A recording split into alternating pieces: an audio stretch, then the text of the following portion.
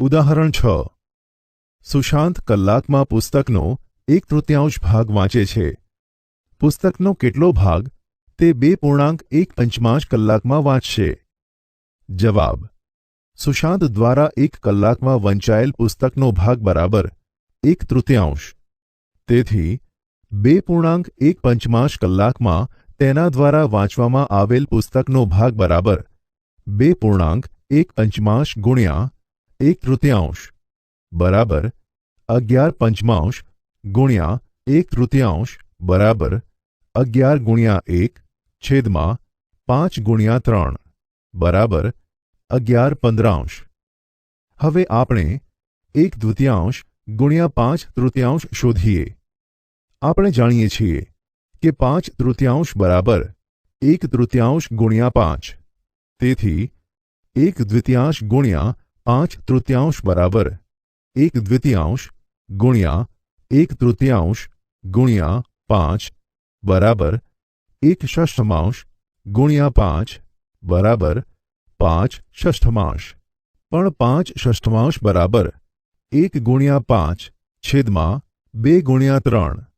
તેથી 1/2 ગુણ્યા 5/3 બરાબર 1 ગુણ્યા 5 છેદમાં 2 ગુણ્યા 3 બરાબર 5/6.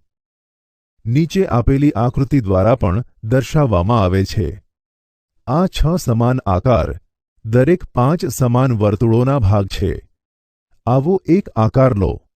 આ આકાર મેળવવા માટે આપણે એક વર્તુળને 3 સમાન ભાગમાં વહેંચીએ છીએ. હવે એ દરેક 3 ભાગને પણ સમાન 2 ભાગમાં વહેંચીએ. તેમાંથી એક ભાગ તે આ આકાર છે. તે શું દર્શાવે છે? તે 1/2 ગુણ્યા 1/3 બરાબર 1/6 દર્શાવે છે. તે આવા ભાગોનો સરવાળો 5 ગુણ્યા 1/6 બરાબર 5/6 હશે. તેવી જ રીતે 3/5 ગુણ્યા 1/7 બરાબર 3 ગુણ્યા 1 છેદમાં 5 ગુણ્યા 7 બરાબર 3/35. આપણે 2/3 ગુણ્યા 7/5 ને પણ આમ શોધી શકીએ છીએ.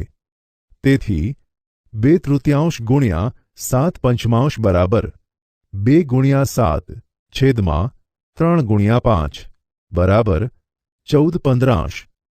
તેથી આપણે શોધ્યું કે 2 અપૂર્ણાંકોનો ગુણાકાર બરાબર અંશનો ગુણાકાર છેદમાં છેદનો ગુણાકાર. ગુણાકારની કિંમત. વિદ્યાર્થી મિત્રો, તમે જોયું કે 2 પૂર્ણ સંખ્યાનો ગુણાકાર તે દરેક પૂર્ણ સંખ્યા કરતાં મોટો હોય છે. ઉદાહરણ તરીકે 3 ગુણ્યા 4 બરાબર 12 અને 12 4 કરતાં મોટો છે, તેમજ 12 3 કરતાં પણ મોટો છે. જ્યારે આપણે 2 અપૂર્ણાંકોનો ગુણાકાર કરીએ તો આપણને કેવો જવાબ મળે છે? ચાલો હવે આપણે 2 શુદ્ધ અપૂર્ણાંકોના ગુણાકાર અંગે વિચારીએ.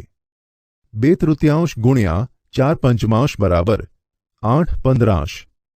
8/15 એ 2/3 કરતાં નાના છે. 8/15 એ 4/5 કરતાં પણ નાના છે. ગુણાકાર બંને અપૂર્ણાંકો કરતાં નાનો છે. 1/5 ગુણ્યા 2/7 બરાબર 2/12. અહીં 2/12 એ 1/5 કરતાં નાના છે, તેમજ 2/12 એ 2/7 કરતાં પણ નાના છે. ગુણાકાર બંને અપૂર્ણાંકો કરતાં નાનો છે. તમે જોશો કે જ્યારે 2 શુદ્ધ અપૂર્ણાંકોનો ગુણાકાર કરવામાં આવે છે ત્યારે ગુણાકાર દરેક અપૂર્ણાંક કરતાં નાનો મળે છે. અથવા આપણે કહી શકીએ કે 2 શુદ્ધ અપૂર્ણાંકના ગુણાકારની કિંમત તે દરેક અપૂર્ણાંક કરતાં નાની છે. ચાલો હવે આપણે 2 અશુદ્ધ અપૂર્ણાંકોના ગુણાકાર વિશે જાણીએ. 7/3 ગુણ્યા 5/2 બરાબર 35/6. 35/6 એ 7/3 કરતાં મોટા છે. 35/6 એ 5/2 કરતાં પણ મોટા છે. ગુણાકાર બંને અપૂર્ણાંકો કરતાં મોટો છે. 6/5 ગુણ્યા 4/3 બરાબર 24/15.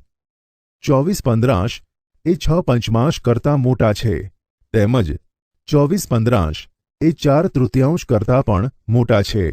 ગુણાકાર બંને અપૂર્ણાંકો કરતાં મોટો છે. વિદ્યાર્થી મિત્રો, આપણે શોધી કાઢ્યું છે કે બે અશુદ્ધ અપૂર્ણાંકનો ગુણાકાર દરેક અપૂર્ણાંક કરતાં મોટો છે, અથવા બે અશુદ્ધ અપૂર્ણાંકના ગુણાકારની કિંમત એ દરેક અશુદ્ધ અપૂર્ણાંક કરતાં વધારે છે. ચાલો હવે શુદ્ધ અપૂર્ણાંક અને અશુદ્ધ અપૂર્ણાંકનો ગુણાકાર કરીએ, જેમ કે 2/3 અને 7/5. આપણી પાસે 2/3 ગુણ્યા 7/5 બરાબર 14/15. અહીં 14/15 7/5 કરતાં નાના છે અને 14/15 એ 2/3 કરતાં મોટા છે. પ્રાપ્ત કરેલ કિંમત અશુદ્ધ અપૂર્ણાંક કરતાં નાની છે અને શુદ્ધ અપૂર્ણાંક કરતાં મોટી છે. અપૂર્ણાંકોનો ભાગાકાર. જ્હોન પાસે 6 સેન્ટીમીટર લંબાઈની પેપરની પટ્ટી છે. તેણે આ પટ્ટીમાંથી 2 સેન્ટીમીટર લંબાઈની નાની નાની પટ્ટીઓ કાપી. તમે જાણો છો કે તેણે 6/2 બરાબર 3 પટ્ટીઓ મળી હશે. જ્હોન 6 સેન્ટીમીટર લંબાઈની બીજી પટ્ટીને કાપીને 3/2 સેન્ટીમીટર લંબાઈની નાની પટ્ટીઓમાં વિભાજિત કરી હવે તેને કેટલી પટ્ટી મળશે? તેને 6/3/2 પટ્ટીઓ મળશે. 15/2 સેન્ટીમીટર લંબાઈની પેપરની પટ્ટીને કાપીને 3/2 સેન્ટીમીટર લંબાઈની નાની પટ્ટીના 15/2 ભાગ્યા 3/2 ટુકડાઓ મેળવી શકાય. તેથી આપણને પૂર્ણ સંખ્યાને એક અપૂર્ણાંક અથવા એક અપૂર્ણાંકને બીજા અપૂર્ણાંક દ્વારા ભાગવાની જરૂર છે. ચાલો તે કેવી રીતે કરવું તે જોઈએ. અપૂર્ણાંક દ્વારા પૂર્ણ સંખ્યાનો ભાગાકાર. આપણે 1/1/2 શોધીએ. આપણે આખા ભાગને સમાન ભાગોમાં વિભાજિત કરીએ છીએ, જેમ કે દરેક ભાગ આખા ભાગનો અડધો છે. આવા અડધા એટલે કે 1/2 ભાગોની સંખ્યા 1/1/2 હશે. આકૃતિનું અવલોકન કરો. તમે કેટલા અડધા ભાગ જુઓ છો? 2 અડધા ભાગ છે. તેથી 1/1/2 બરાબર 2. પણ 1 ગુણ્યા 2/1 બરાબર 1 ગુણ્યા 2 બરાબર 2. આમ 1/1/2 બરાબર 1 ગુણ્યા 2/1. તેવી જ રીતે તેથી 3/1/4 બરાબર 3 સંખ્યાના 1/4 ભાગ મળે છે. જ્યારે 3 આખા ભાગ 1/4 સરખા ભાગમાં વિભાજિત થાય છે, ત્યારે 1/4 સમાન ભાગ બરાબર 12. વળી 3 ગુણ્યા 4/1 બરાબર 3 ગુણ્યા 4 બરાબર 12. તેથી 3/1/4 બરાબર 3 ગુણ્યા 4/1 બરાબર 12નું પણ અવલોકન કરો. તેવી જ રીતે શોધો. 3/1/2 અને 3 ગુણ્યા 2/1 બરાબર 6. અપૂર્ણાંકનો વ્યસ્ત. 1/2 અંશ અને છેદની અદલાબદલી કરતાં 2/1 મળે છે. તેવી જ રીતે 1/3 3/1 મળે છે. અપૂર્ણાંકને ઉલટાવીને જુઓ અને તેનો ગુણાકાર કરી ખાલી જગ્યા પૂરો. 7 ગુણ્યા 1/7 બરાબર 1. 5/4 ગુણ્યા 4/5 બરાબર 1. 1/9 ગુણ્યા 9 બરાબર 1.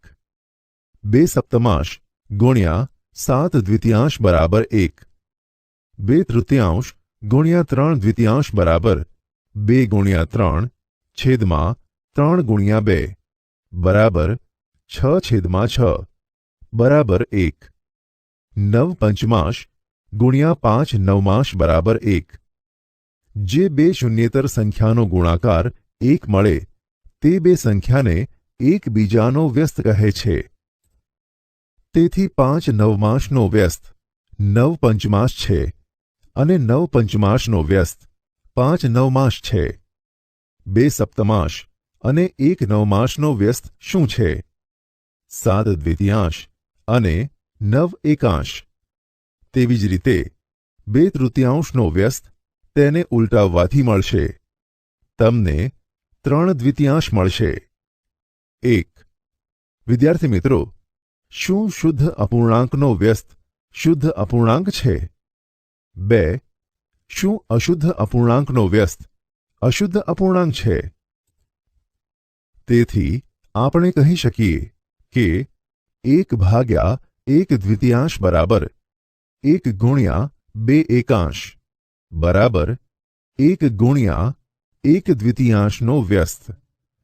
3 ભાગ્યા 1 ચતુર્થાંશ બરાબર 3 ગુણ્યા 4 એકાંશ બરાબર 3 ગુણ્યા 1 ચતુર્થાંશનો વ્યસ્ત। તેથી 2 ભાગ્યા 3 ચતુર્થાંશ બરાબર 2 ગુણ્યા 3 ચતુર્થાંશનો વ્યસ્ત બરાબર 2 ગુણ્યા 4 તૃતીયાંશ। આમ કોઈપણ અપૂર્ણાંક દ્વારા પૂર્ણ સંખ્યાને ભાગવા માટે તે અપૂર્ણાંકના વ્યસ્ત દ્વારા ગુણાકાર કરો। મિશ્ર અપૂર્ણાંક દ્વારા પૂર્ણ સંખ્યાને ભાગવા માટે પ્રથમ મિશ્ર અપૂર્ણાંકને અશુદ્ધ અપૂર્ણાંકમાં રૂપાંતર કરો અને ત્યાર પછી તેને પૂર્ણાંક સંખ્યા સાથે ભાગો। આમ 4 ભાગ્યા 2 પંચમાંશ બરાબર 4 ભાગ્યા 12 પંચમાંશ બરાબર 4 ગુણ્યા 5 બારાંશ અને 5 ભાગ્યા 3 પૂર્ણાંક 1 તૃતીયાંશ બરાબર 5 ભાગ્યા 10 તૃતીયાંશ બરાબર 5 ગુણ્યા 3 દશાંશ। પૂર્ણ સંખ્યા દ્વારા અપૂર્ણાંકનો ભાગાકાર। 3 ચતુર્થાંશ ભાગ્યા 3નો જવાબ શું મળે? અગાઉના અવલોકન પરથી 3 ચતુર્થાંશ ભાગ્યા 3 બરાબર 3 ચતુર્થાંશ ભાગ્યા 3 એકાંશ બરાબર 3 ચતુર્થાંશ ગુણ્યા 1 તૃતીયાંશ બરાબર 3 બારાંશ બરાબર 1 ચતુર્થાંશ। તેથી 2 તૃતીયાંશ ભાગ્યા 7 બરાબર 2 તૃતીયાંશ ગુણ્યા 1 સપ્તમાંશ બરાબર 2 એકવિસાંશ। પૂર્ણ સંખ્યા દ્વારા મિશ્ર અપૂર્ણાંકને ભાગતી વખતે મિશ્ર અપૂર્ણાંકનું અશુદ્ધ અપૂર્ણાંકમાં રૂપાંતર કરો। 2 પૂર્ણાંક 2 તૃતીયાંશ ભાગ્યા 5 બરાબર 8 તૃતીયાંશ ભાગ્યા 5 બરાબર 8 પંદરાંશ। 4 પૂર્ણાંક 2 પંચમાંશ ભાગ્યા 3 બરાબર 22 પંચમાંશ ભાગ્યા 3 બરાબર 22 પંદરાંશ। 2 પૂર્ણાંક 3 પંચમાંશ ભાગ્યા 2 બરાબર 13 પંચમાંશ ભાગ્યા 2 બરાબર 13 દશાંશ। અપૂર્ણાંક દ્વારા અન્ય અપૂર્ણાંકનો ભાગાકાર। વિદ્યાર્થી મિત્રો, હવે આપણે આ શોધીએ। 1 તૃતીયાંશ ભાગ્યા 5 ષષ્ઠમાંશ 1 તૃતીયાંશ ભાગ્યા 5 ષષ્ઠમાંશ બરાબર 1 તૃતીયાંશ ગુણ્યા 5 ષષ્ઠમાંશનો વ્યસ્ત બરાબર 1 તૃતીયાંશ ગુણ્યા 6 પંચમાંશ બરાબર 2 પંચમાંશ। વિદ્યાર્થી મિત્રો, તમે દશાંશ સંખ્યા વિશે ખૂબ સારી રીતે શીખ્યા છો। તમે આગળના ધોરણમાં દશાંશ સંખ્યાઓ વિશે શીખ્યા છો। આપણે તે ફરીથી ટૂંકમાં યાદ કરીએ। નીચેનું કોષ્ટક જુઓ અને ખાલી જગ્યા પૂરો। 100, દશક, એકમ, દશાંશ, શતાંશ, સહસ્ત્રાંશ, સંખ્યા। વિદ્યાર્થી મિત્રો, આપેલ કોષ્ટકમાં તમે સ્થાન કિંમત વિસ્તૃત સ્વરૂપને આધારે દશાંશ સંખ્યા લખી। એને ઉલટું પણ કરી શકાય છે, એટલે કે સંખ્યાને તેના વિસ્તૃત સ્વરૂપમાં લખી શકાય છે। ઉદાહરણ: 253.417 સહસ્ત્રાંશ બરાબર 2 ગુણ્યા 100 વત્તા 5 ગુણ્યા 10 વત્તા 3 ગુણ્યા 1 વત્તા 4 ગુણ્યા 1 દશાંશ વત્તા 1 ગુણ્યા 1 શતાંશ વત્તા 7 ગુણ્યા 1 સહસ્ત્રાંશ. વિદ્યાર્થી મિત્રો, જ્હોન પાસે રૂપિયા 15.50 અને સલમા પાસે રૂપિયા 15.75 છે. કોની પાસે વધુ પૈસા છે? પ્રથમ શોધવા માટે આપણે દશાંશ સંખ્યાઓ 15.50 અને 15.75ની તુલના કરવાની જરૂર છે. તે માટે આપણે પ્રથમ દશાંશ ચિહ્નની ડાબી બાજુના અંકોની તુલના કરીએ છીએ, જે ડાબી બાજુથી શરૂ થાય છે. અહીં અંકો 1 અને 5 દશાંશ ચિહ્નની ડાબી બાજુ બંને રકમમાં સમાન છે. હવે દશાંશ ચિહ્નની જમણી બાજુએ આવેલા અંકોની તુલના કરીએ. અહીં 5 નાના છે 7 કરતા, તેથી એમ કહી શકાય 15.50 નાના છે 15.75. આમ સલમા પાસે જ્હોન કરતાં વધુ પૈસા છે. વિદ્યાર્થી મિત્રો, જો દશાંશના સ્થાનોના અંકો એક જ હોય તો શતાંશના સ્થાને તેની તુલના કરવી. પૈસા, લંબાઈ અને વજનના નાના એકમોને તેમના મોટા એકમોમાં રૂપાંતરિત કરતી વખતે દશાંશ સંખ્યાનો ઉપયોગ કરવો જરૂરી છે.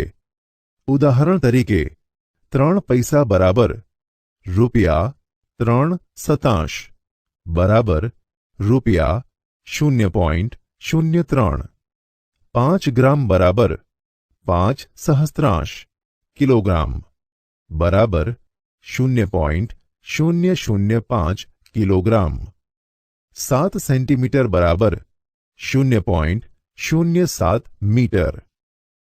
લખો 75 પૈસા બરાબર 0.75 રૂપિયા. 250 ગ્રામ બરાબર 0.250 કિલોગ્રામ. 85 સેન્ટીમીટર બરાબર 0.85 મીટર. આપણે જાણીએ છીએ કે કેવી રીતે દશાંશોને ઉમેરવા અને બાદ કરવા. 21.36 વત્તા 37.35 માટે 21.36 વત્તા 37.35 જવાબ આવશે 58.71. 29.35 ઓછા 4.56નો તફાવત 29.35 ઓછા 4.56 જવાબ આવશે 24.79. દશાંશ સંખ્યાઓના ગુણાકાર. રેશમા 8.50 પ્રતિ કિલોગ્રામના ભાવે 1.5 કિલોગ્રામ શાકભાજી ખરીદે છે. તો રેશમા કેટલા રૂપિયા ચૂકવશે? ચોક્કસપણે તે રૂપિયા 8.50 ગુણ્યા 1.50 હશે. 8.5 અને 1.5 એ બંને દશાંશ સંખ્યા છે. તેથી એવી પરિસ્થિતિમાં આવ્યા છીએ કે જ્યાં આપણે બે દશાંશ સંખ્યાનો ગુણાકાર કેવી રીતે કરવો તે જાણવાની જરૂર છે. તો ચાલો આપણે બે દશાંશ સંખ્યાનો કેવી રીતે ગુણાકાર કરવો તેના વિશે અભ્યાસ કરીએ. પહેલા આપણે 0.1 ગુણ્યા 0.1 શોધીએ. હવે 0.1 બરાબર 1 દશાંશ.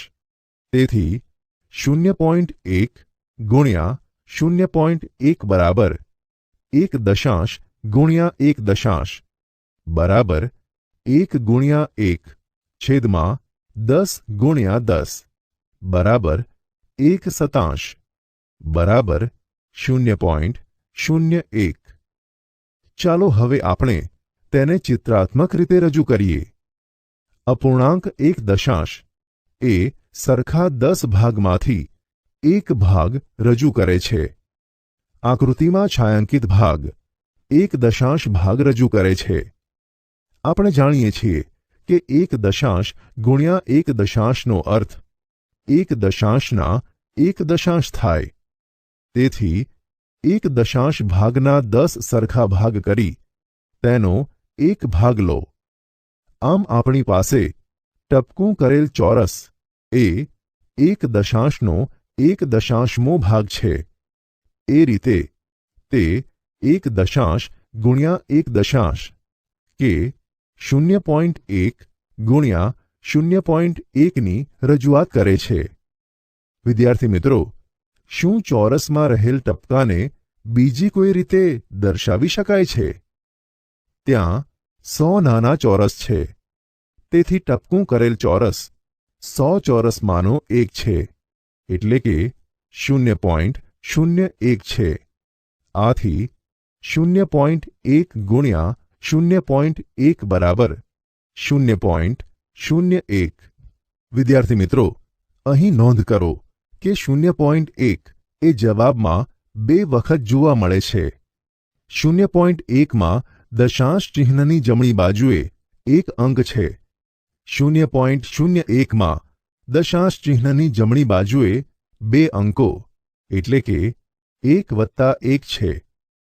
ચાલો હવે આપણે 0.2 ગુણ્યા 0.3 શોધીએ.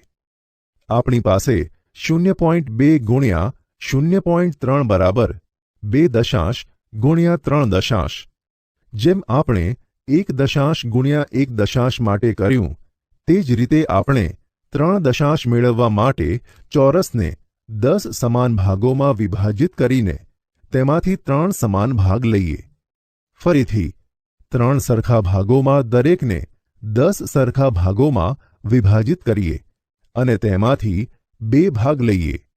હવે આપણને 2 દશાંશ ગુણ્યા 3 દશાંશ મળે છે. આકૃતિમાં ટપકાવાળા ચોરસ 2 દશાંશ ગુણ્યા 3 દશાંશ અથવા 0.2 ગુણ્યા 0.3 રજૂ કરે છે. અહીં 100માંથી 6 ચોરસ ટપકાવાળા છે, તેથી તેઓ પણ 0.06 દર્શાવે છે. આમ 0.2 ગુણ્યા 0.3 બરાબર 0.06. અહીં નોંધ લો કે 2 ગુણ્યા 3 બરાબર 6 અને 0.06માં દશાંશ ચિહ્નની જમણી બાજુએ અંકોની સંખ્યા 2, એટલે કે 1 વત્તા 1 છે. આ નિયમ 0.1 ગુણ્યા 0.1 પર પણ લાગુ પડે છે, તે ચકાસો. આ અવલોકન પરથી 0.2 ગુણ્યા 0.4 શોધો. 0.1 ગુણ્યા 0.1 અને 0.2 ગુણ્યા 0.3 શોધતી વખતે નોંધ્યું હશે કે પ્રથમ આપણે તેને દશાંશ ચિહ્નોને અવગણીને પૂર્ણ સંખ્યા તરીકે ગુણાકાર કર્યો. તેથી 0.1 ગુણ્યા 0.1માં 0.1 ગુણ્યા 0.1 અથવા 1 ગુણ્યા 1. તે જ રીતે 0.2 ગુણ્યા 0.3માં આપણને 0.2 ગુણ્યા 0.3 અથવા 2 ગુણ્યા 3 બરાબર 6 મળે. પછી આપણે જમણી બાજુ છેલ્લે આવેલા અંકથી ડાબી તરફ દશાંશ સ્થળ સુધી બંને સંખ્યામાં આવેલા અંકોની ગણતરી કરીએ.